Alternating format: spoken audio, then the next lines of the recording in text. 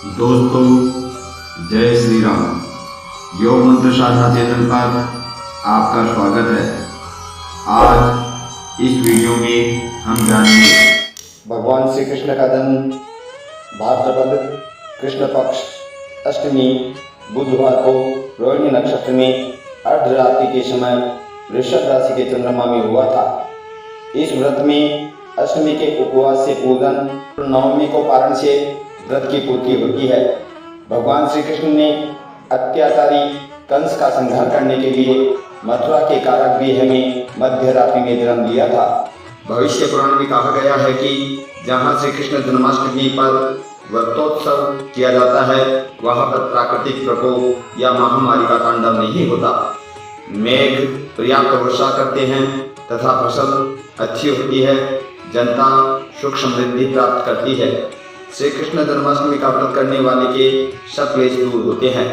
उपवास करने वाले को प्रातः का स्नान आदि नित्य कर्मों से निवृत्त होकर सूर्य, चंद्र, यम, काल, संधि, भूत, पवन, दिक्पाल, भूमि, आकाश, खेचर, ब्रह्मा आदि को नमस्कार करके पूर्व या उत्तर मुख बैठकर संकल्प करना चाहिए। मैं श्री कृष्ण की पूजा उनके सहगामियों के साथ करूंगा। व्रती मंत्र के साथ देवकी व उनके शिशु श्री कृष्ण का ध्यान करें और वासुदेव, देवकी, नंद, यशोदा, बलदेव एवं चंडिका की पूजा, स्नान, धूप, गंध, नैवेद्य आदि से षोडशोपचार पूजन करनी चाहिए। रात को 12 बजे श्री कृष्ण के जन्म के साथ शंख तथा घंटों की ध्वनि के साथ आरती कर चारों दिशाओं को गुंजायमान कर भगवान श्री कृष्ण की आरती उतारकर प्रसाद ग्रहण करें। इस प्रसाद को ग्रहण करके ही व्रत खुला जाता है। जन्माष्टमी व्रत कथा। द्वापर युग में पृथ्वी पर राक्षसों के अत्याचार बढ़ने लगे।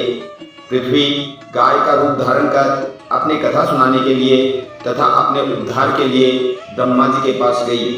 ब्रह्मा जी सब देवताओं को साथ लेकर पृथ्वी को भगवान विष्णु के पास क्षीर सागर में ले गए।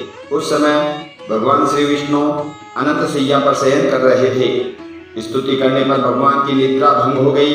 भगवान ने ब्रह्मा जी एवं समस्त देवताओं को देखकर आने का कारण पूछा। तब पृथ्वी बोली, हे भगवान, मैं पाप के बोझ से दबी जा रही हूँ, मेरा उद्धार कीजिए। यह सुनकर भगवान विष्णु बोले, मैं ब्रजमंडल में वासुदेव की पत्नी देवकी के गर्भ से जन्म लूंगा। तुम सब देवतागण ब्रज भूमि में जाकर यादव वंश में अपना शरीर धारण करो। इतना कहकर भगवान अंतर्ध्यान हो गए। इसके पश्चात देवता ब्रजमंडल में आकर यदुकुल में नंद, यशोदा तथा गोप गोपियों के रूप में पैदा हुए। द्वापर युग के अंत में मथुरा में उग्रसेन नाम के एक राजा राज्य करते थे। उग्रसेन के पुत्र का नाम कंस था। कंस ने उग्रसेन को बलपूर्वक सिंहासन से उतारकर जेल में डाल दिया और स्वयं राजा बन गया। कंस की बहन देवकी का विवाह यादव कुल में वासुदेव के साथ निश्चित हो गया। जब कंस देवकी को विदा करने के लिए रथ के साथ जा रहा था, तब आकाशवाणी की बात सुनकर कंस क्रोध में भरकर देवकी को मारने को तैयार हो गया। उसने सोचा, न देवकी होगी न उसका कोई पुत्र होगा। वासुदेव जी ने कंस को समझाया कि तुम्हें देवकी से तो भय नहीं है, देवकी की 8वीं संतान से तुम्हें भय है, इसलिए मैं इसकी 8वीं संतान को तुम्हें सौंप दूंगा। कंस ने वासुदेव जी की बात स्वीकार कर ली और वासुदेव देवकी को कारागृह में बंद कर दिया।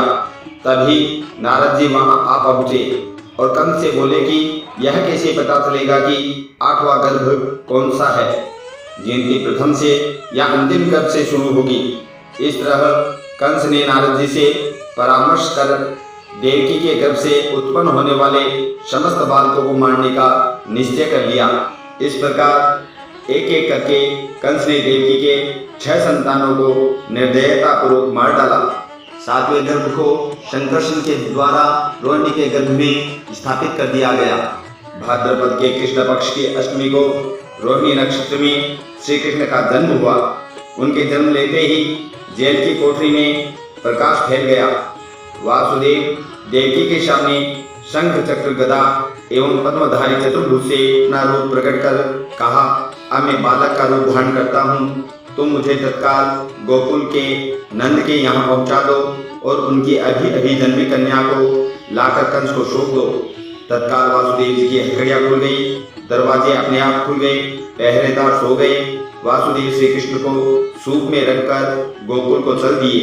रास्ते में यमुना श्री कृष्ण के चरणों को स्पर्श करने के लिए आगे बढ़ने लगी। भगवान ने अपने पैर लटका दिए। चरण छूने के बाद यमुना घट गई। वासुदेव यमुना पार कर गोकुल में नंद के यहाँ गए। बालक कृष्ण को यशोदा जी के बगल में सुलाकर कन्या को लेकर वापस कंस के कारागृह में आ गए। जेल के दरवाजे पूर्ववत बंद हो गए। वासुदेव जी के हाथों में हथकड़ियां पड़ गई। पहरेदार भी जाग गए। कन्या के रोने पर कंस को खबर कर दी गई। कंस ने कारागृह में आकर कन्या को लेकर पत्थर पर पटक कर मारना चाहा, परंतु वह कंस के हाथों से छूटकर आकाश में उड़ गई और देवी का रूप धारण कर बोली, हे कंस, मुझे मारने से क्या लाभ है? तेरा शत्रु तो गोकुल में पहुंच चुका है। यह सुनकर कंस व्याकुल हो गया। कंस ने श्री कृष्ण को मारने के लिए अनेक दैत्य भेजे। श्री कृष्ण ने अपनी अलौकिक माया से सारे दैत्यों को मार डाला। बड़े होने पर कंस को मारकर उग्रसेन को राजगद्दी पर बैठाया। श्री कृष्ण की जन्म तिथि को तभी से सारे देश में बड़े हर्षोल्लास के साथ मनाया जाता है। अगर आपको ये वीडियो अच्छा लगे तो इसे शेयर करें, लाइक करें और चैनल को सब्सक्राइब करें। जय श्री राम।